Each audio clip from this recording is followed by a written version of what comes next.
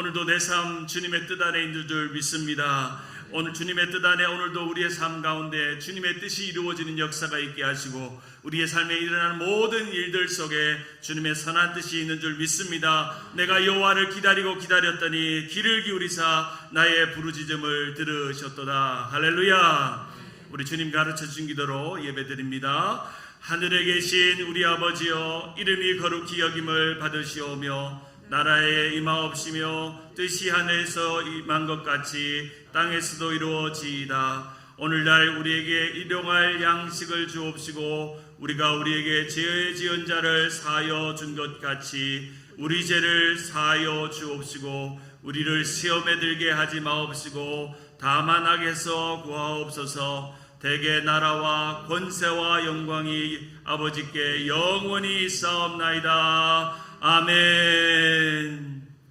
오늘 예배 현장에 나오신 여러분 감사하고 온라인으로 함께 하시는 성도님들 감사합니다. 더욱더 우리 새 노래를 부르는 여러분 됩시다.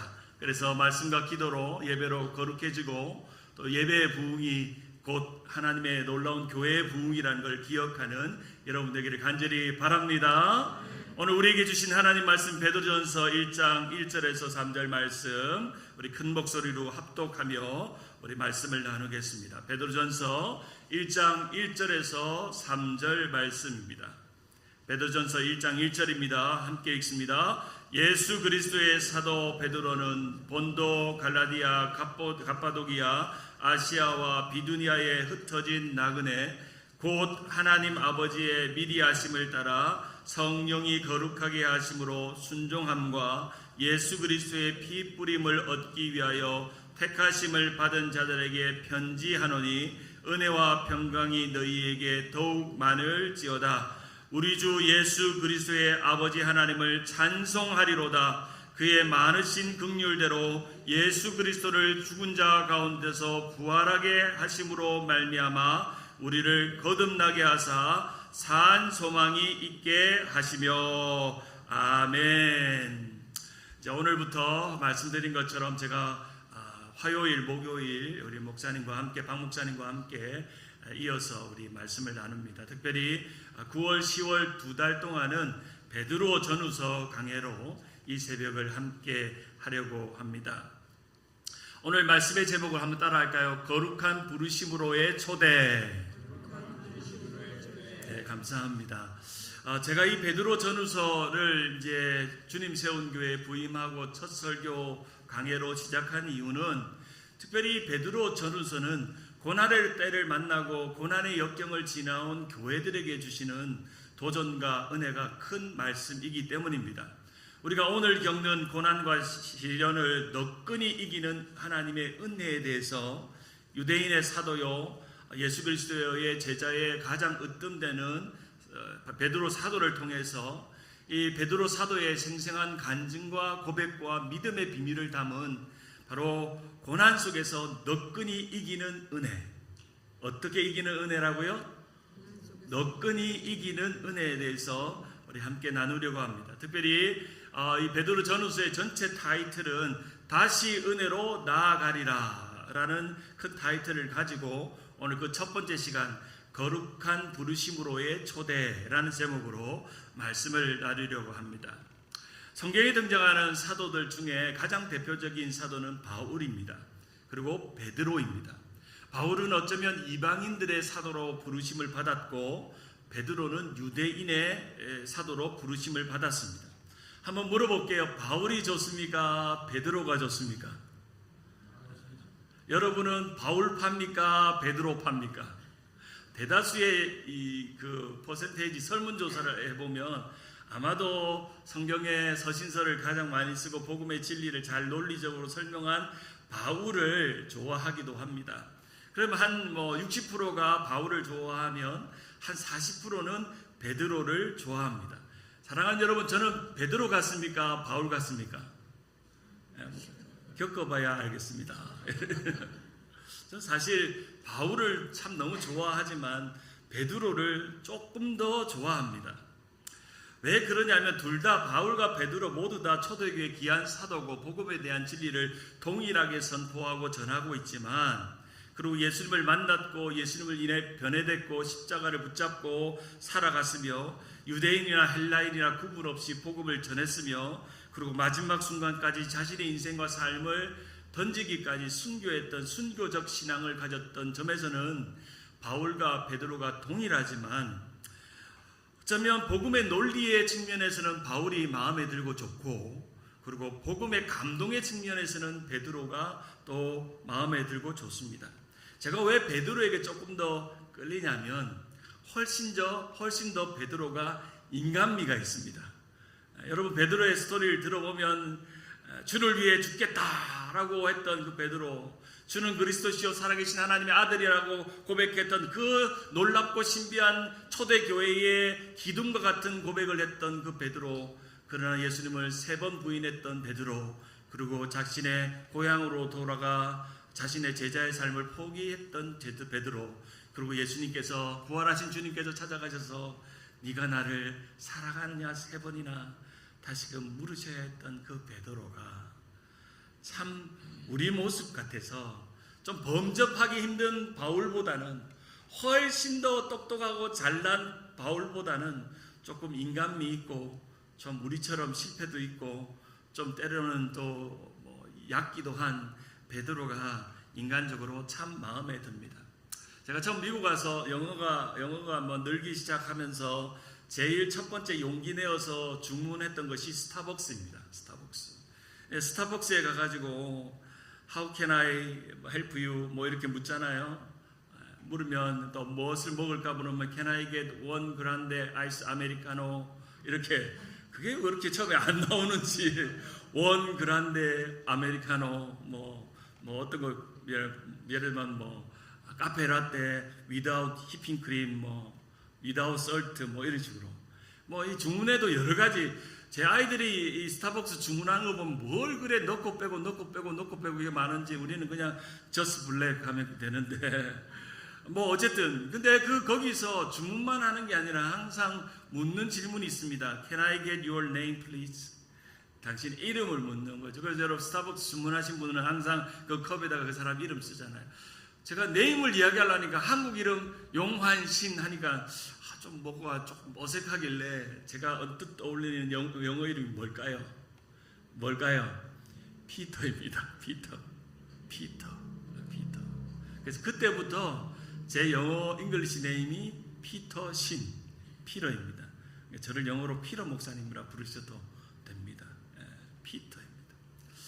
제가 용환신 하면 항상 2-3번 물어보고 또 적어달라고 그러고 드라이브 라이센스 이름 좀 보자고 그러는데 피터라고 이야기하면 금방 알아듣습니다. 그만큼 저에게는 이 피터라는 이름이 정겹고 좋습니다. 베드로라는 사람의 출신 성분을 보면 좋은 학교 나왔습니까? 안 나왔습니까? 안 나왔습니다. 갈릴리 어부 출신의 정말 별 보잘것없는 베드로였고 좋은 집안, 좋은 교육 받지 않았습니다. 그러나 예수님께서 사람을 낚는 어부가 하겠다는 그 부르심에 응답하고 예수를 쫓아 배와 그물을 버려두고 예수를 쫓게 됩니다. 다른 제자들과 달리 어떤 대단한 지식이나 능력이나 배경, 출신 성분도 갖지 않았고 좋은 직업도 갖지 않았던 베드로를 주님께서 부르셔서 그를 사용하신 것이죠. 이 마태복음 16장 16절은 마태, 마가, 누가 복음에 이 요한복음 이 4복음서에 다 기록되어질 만큼 너무나도 보배로운 고백입니다. 시몬 베드로가 대답하여 이르되 같이 한번 외워볼까요? 주는 그리스도시요 살아계신 하나님의 아들이시니이다. 아멘. 여러분 믿습니까? 주는 그리스도시요 살아계신 하나님의 아들인 것을 믿으십니까? 흔들림 없이 그 믿음의 신앙의 고백이 여러분의 신앙의 견고한 베이스가 되고 바탕이 되고 근원이 된 줄 믿습니다. 베드로의 고백이 이 마태, 마가, 누가복음 4복음서에 모두 기록되어져 있고 바요나 시몬아 네가 이것을 아는 것은 사람이 한 것이 아니라 하나님이 알게 하신 것이고 이 반석 위에 교회를 세우고 천국의 열쇠를 주겠다. 야, 예수님이 한 칭찬 중에 이렇게 좋은 칭찬이 있나요?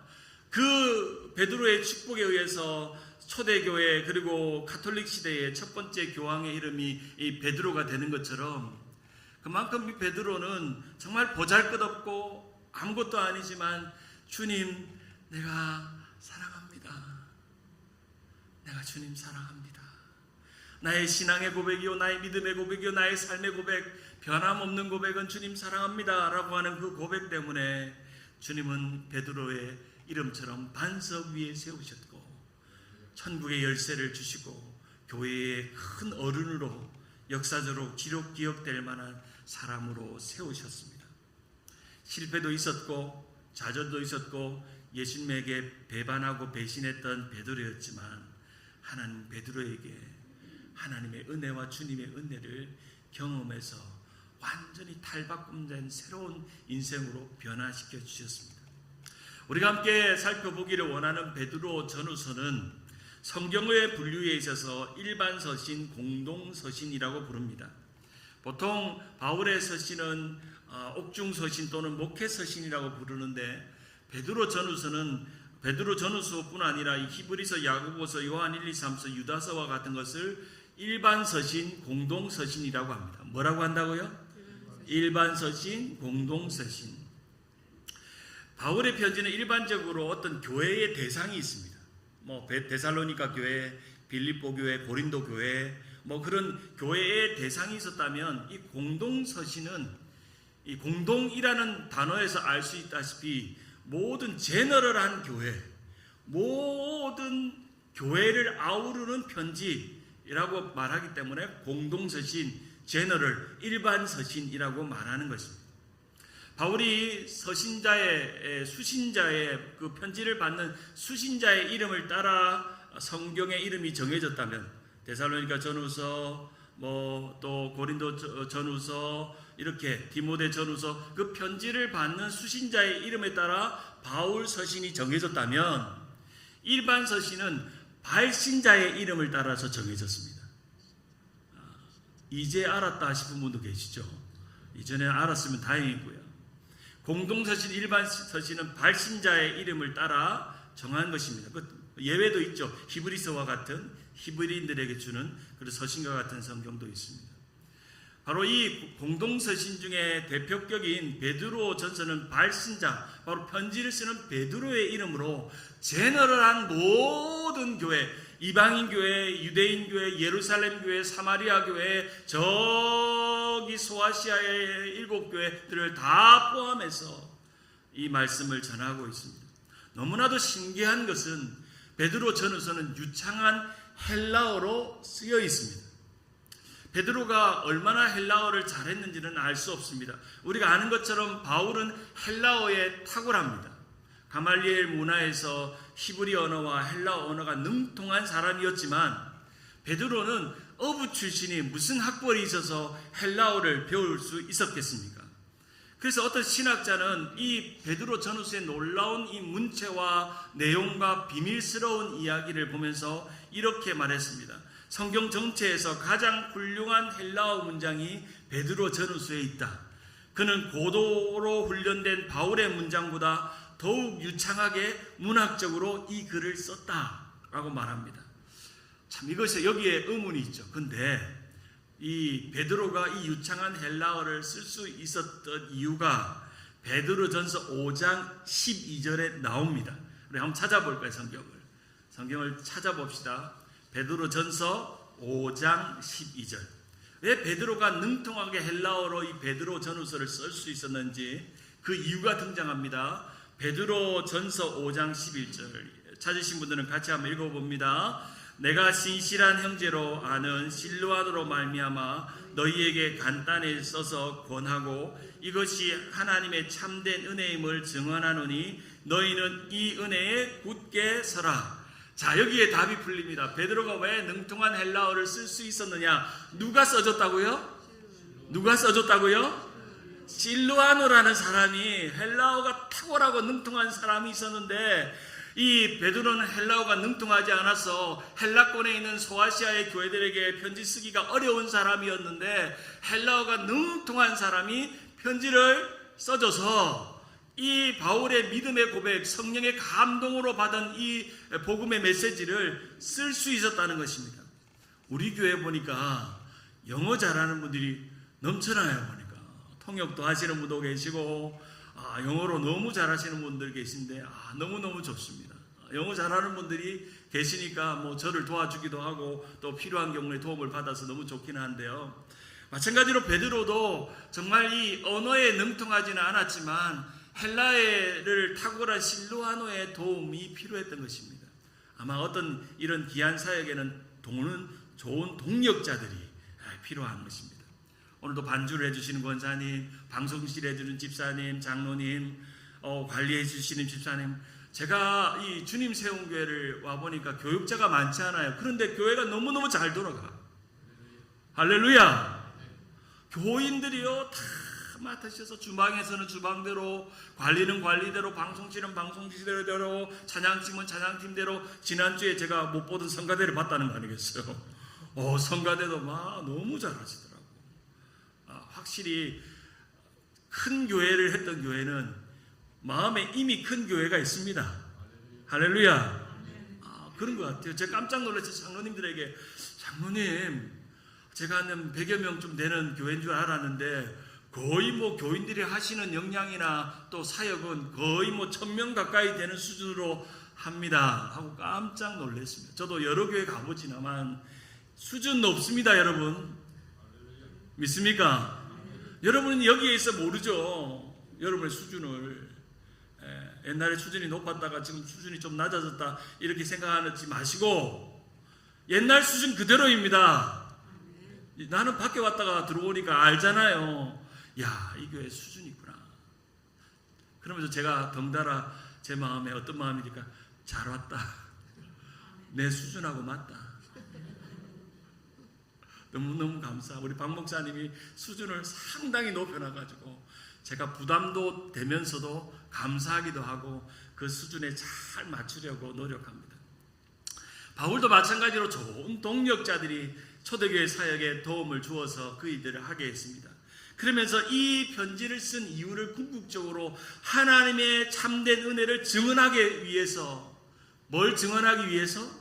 하나님의 참된 은혜를 내가 증언하기 위해서, 비록 내가 헤갈라어가 능통하지 않지만 하나님께서 내가 정말 어려서부터 잘 배우지는 못했지만 복음을 받아들이고 예수 그리스도를 쫓아가고 믿었던 내가, 그 예수의 성령의 감동과 은혜를 경험한 내가 정말 내 입에서 나올 수 없는 그 복음의 신비함을 실루아누가 다 글로 써가지고 오늘 너희에게 전하게 되었다라고 말씀하고 있는 것이죠.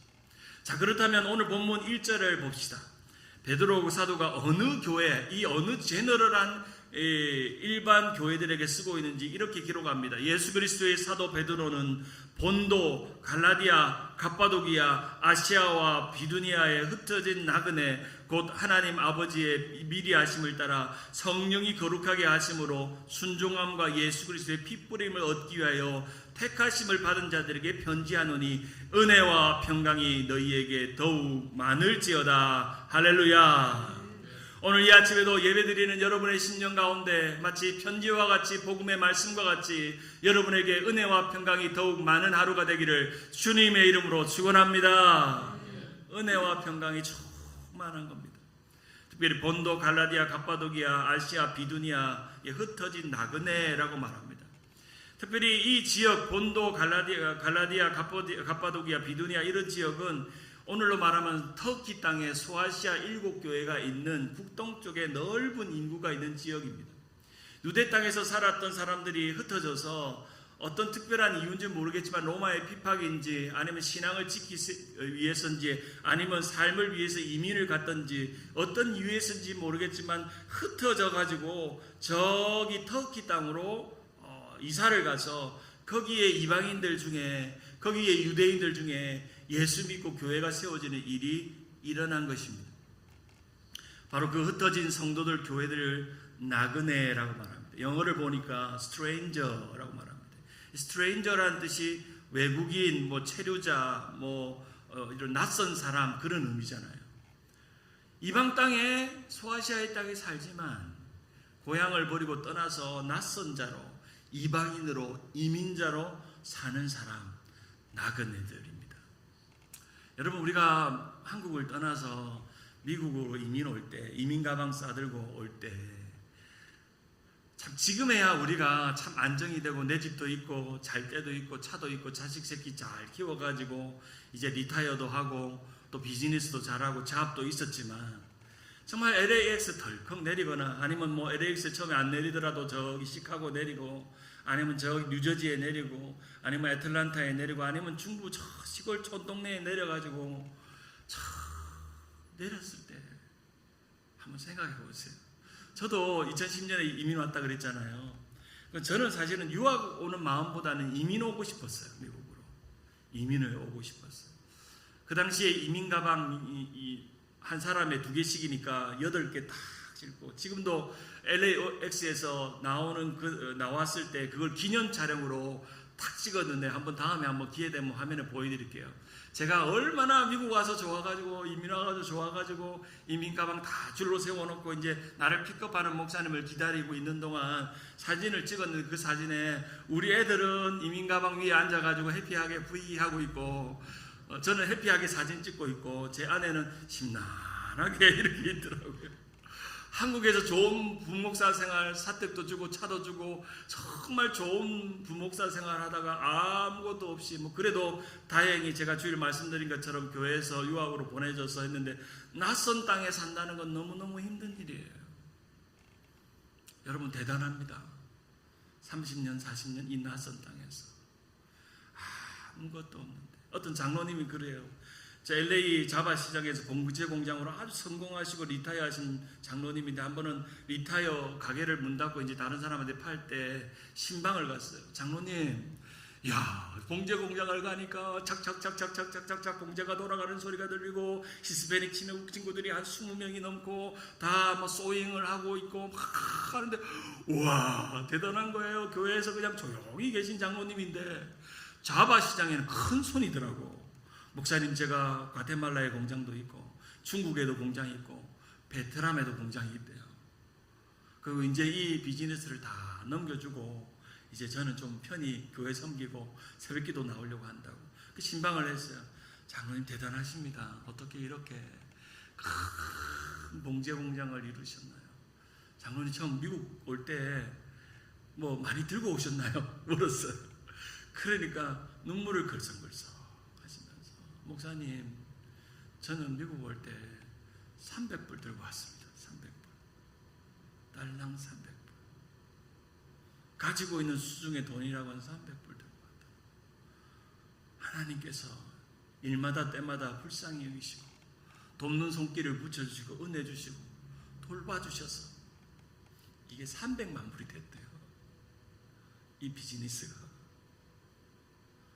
여러분 상상할 수 있어요? 300불이 300만 불 되는 역사. 사랑하는 여러분, 300불이 300만 불 되는 역사가 여러분의 가정에도 일어나기를 주님의 이름으로 축원합니다. 이미 일어난 줄 믿습니다. 이미 일어났죠. 미국 처음 왔을 때. 마찬가지로 이 베드로 사도가 복음을 전했던 소아시아의 교회들은 다 이민자들, 외로운 자들, 슬픔에 있는 나그네들입니다. 특별히 이 나그네라는 표현은 사도 바울이 거의 사용하지 않는 표현입니다. 베드로만 특별히 이 유대인들 또 이방인들을 바라보면서 나그네라고 말합니다.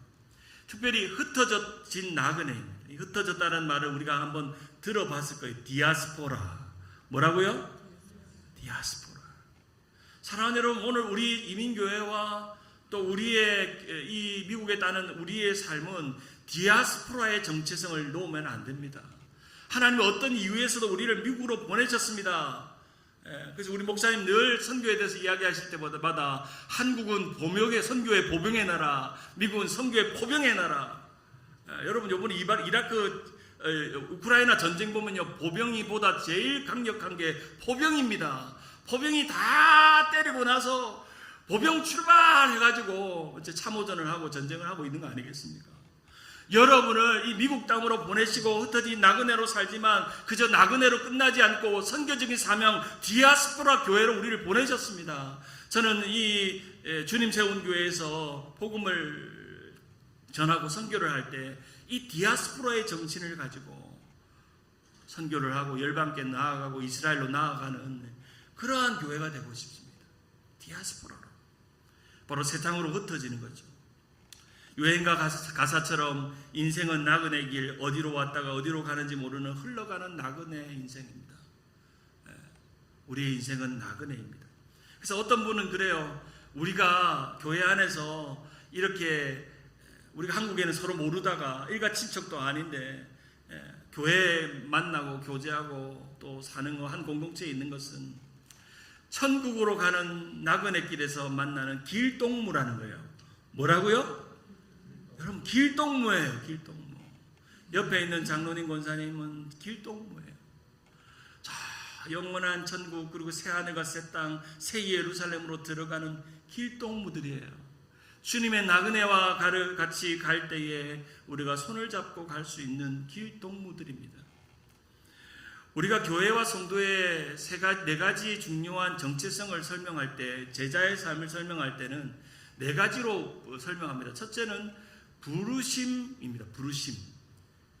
제자로 부르셨어요, 여러분. 제자로 부르심입니다. 두 번째는 보내심입니다. 샌딩, 보내셨죠.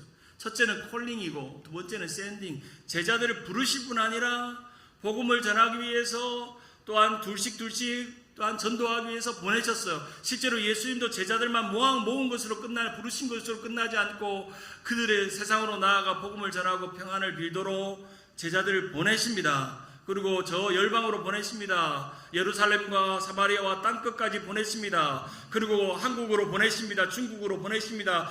무슬림 땅으로 보내십니다. 회교권으로 보내십니다. 불교권으로 보내십니다. 유교권으로 보내십니다. 그리고 넘어 다시 예루살렘으로 뭐 하신다고요?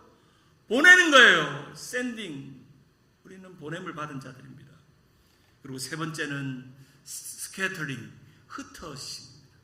부르시고 보내심으로 끝나는 게 아니라 때로는 고난과 어려움과 문제를 주셔서 하나님이 흩어주십니다. 흩어주셔요. 사랑하는 여러분, 주님 세운 교회가 과거에 큰 교회에 있다가 나왔잖아요. 하나님이 흩으신 거예요. 하나님의 방법으로 흩으신 겁니다. 흩어서 하나님의 일을 새롭게 하라고, 새 이름으로, 주님 세운 교회 이름으로 새롭게 하라고.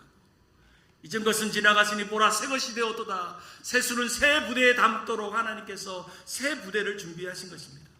네 번째로는 게더링, 모으십니다. 마지막 날에 새 예루살렘으로 우리를 모으십니다.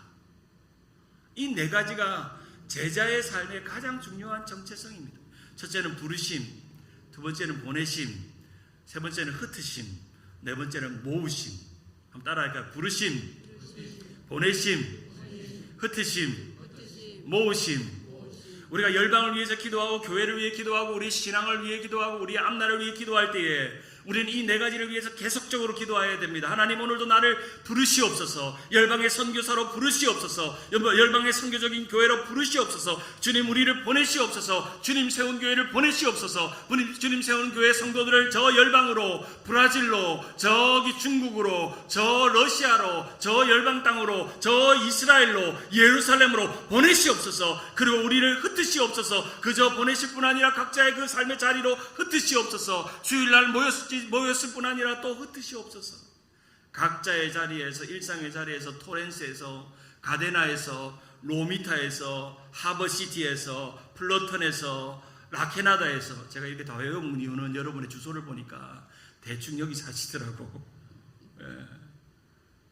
여러분의 사는 지역 일상으로 하나님이 흩어놓으시는 거죠.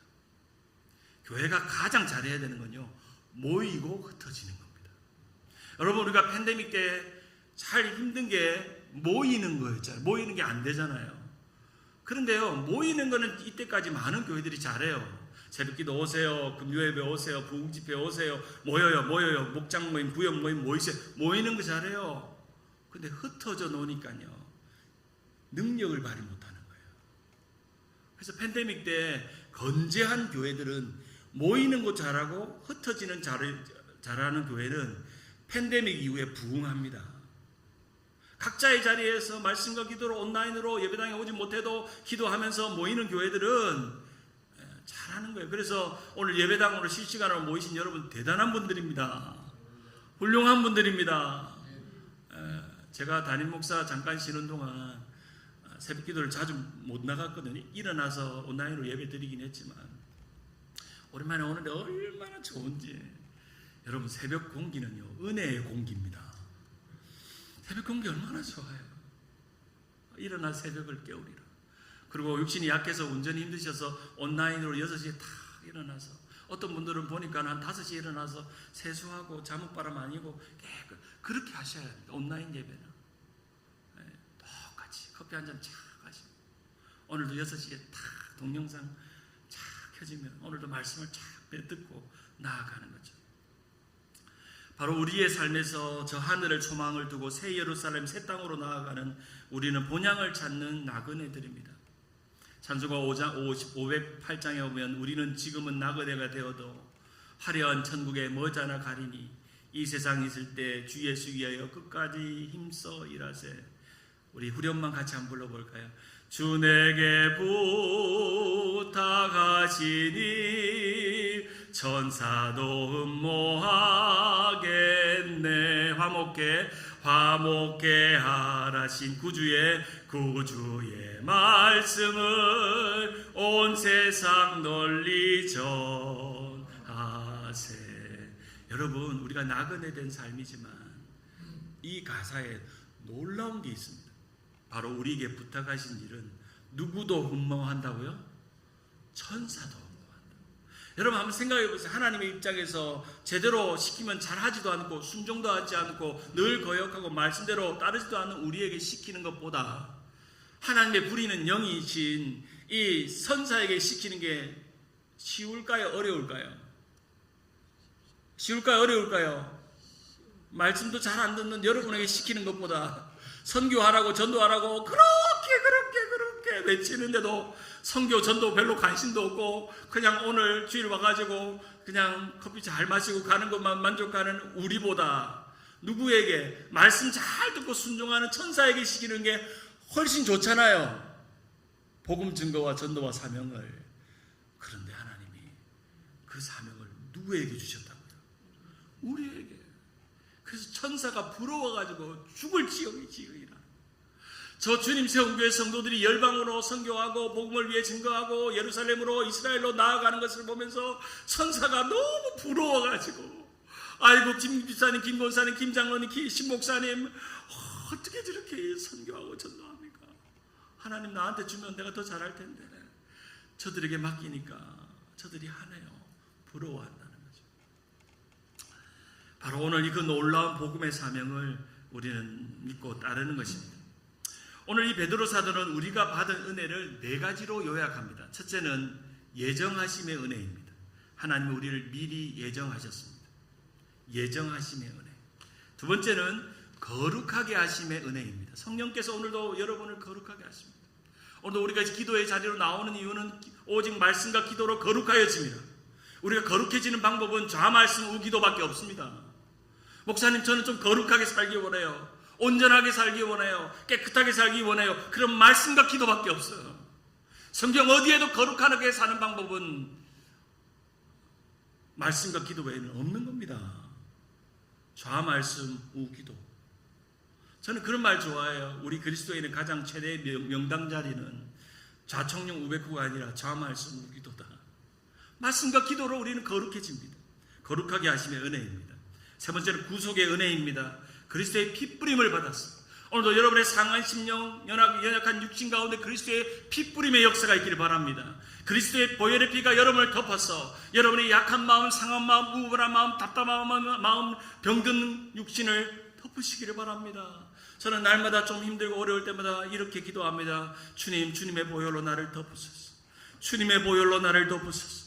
주님의 보혈로 나를 덮으소서. 나의 상한 마음을 덮으소서. 나의 연약한 마음을 덮으소서. 나의 실망하는 마음을 덮으소서. 나의 염려를 덮으소서. 나의 근심을 덮으소서. 오늘도 덮으소서. 주님의 보혈로 핏뿌림의 은혜를 경험합니다. 네 번째로 은혜와 평강이 있습니다. 오늘 이 아침에도 은혜와 평강이 있습니다. 오늘 하루를 깨어 하루를 시작하는데 오늘도 깨어서 사는 하루가 은혜와 평강이 충만하다. 내 마음에 은혜와 평강이 충만한 그것을 깨닫는 것입니다. 그래서 이 하나님의 은혜와 소망을, 또한 이 은혜의 네 가지, 첫 번째가 뭐였죠? 예정하심의 은혜. 두 번째가 뭐였죠? 거룩하게 하심의 은혜. 세 번째가 뭐였죠? 구속의 은혜. 네 번째가 뭐였죠? 은혜와 평강이라고 했어. 이런 네 가지의 은혜를 가진 사람을 3절에 우리 주 예수 그리스도의 아버지 하나님을 찬송하리로다. 이 네 가지 은혜가 내게 있음을 생각하고 묵상하고 예배하고 기도할 때마다 내 마음 안에 찬송이 날마다 넘친다. 그 많으신 긍휼대로 예수 그리스도를 죽은 자 가운데 부활하게 하심으로 말미암아 우리를 거듭나게 하사 산 소망이 있게 하셨다. 죽은 소망 말고 살아있는 리빙 홉, 살아있는 소망. 우리의 찬송의 이유, 우리가 소망의 이유는 바로 주님이 예비하심, 예정하심의 은혜, 거룩하게 하심의 은혜, 구속의 은혜, 은혜와 평강이 나를 지배하는 겁니다. 사랑하는 여러분, 삶에 많은 문제들이 있죠. 오늘도 이 새벽에 기도의 자리로 나올 수밖에 없는 여러분의 답답한 삶에 고민거리가 있죠. 그냥 오늘 이 예배가 끝나는 집으로 돌아가는 차 안에서는 말할 수 없는 기가 막힌 은혜와 평강이 여러분의 마음 안에 충만하게 있기를 주님의 이름으로 축원합니다. 오늘 이 말씀을 기억하면서 우리의 삶에서 이 베드로가 고백했던 거룩함으로의 부르심을 따라 살아가는 우리 모두가 되기를 주님의 이름으로 축원합니다. 우리 서서 높이 들고 함께 기도합니다.